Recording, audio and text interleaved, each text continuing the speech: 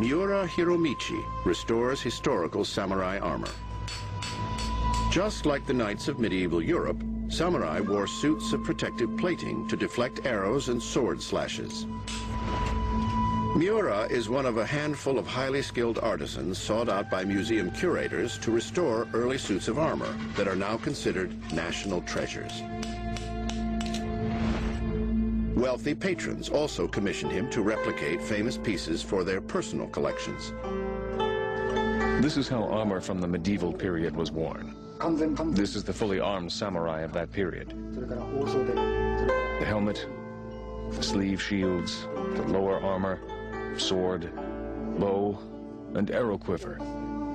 And here is an attendant wearing an abbreviated version of the armor called hara-ate. Except for the helmet, samurai armor usually wasn't made of metal like its European equivalent. Instead, it was made of dense sections of leather, layered for added strength and covered in lacquer to protect them from the humid Japanese climate. The leather sections, called kozane, were woven together with colored silk. Constructing one suit of armor took a large amount of silk, about 250 yards, and it took about 3,000 pieces of leather. That's a lot of materials.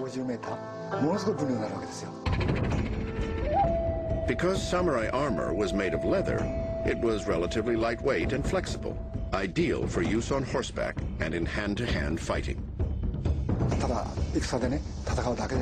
It wasn't just for fighting on the battlefield. There was a Japanese sense of beauty in it. It was made beautifully. It's been said by many that the armor was a costume to die in. But actually, Japanese armor was a costume to be worn in the celebration parade after victory in war. That's my belief.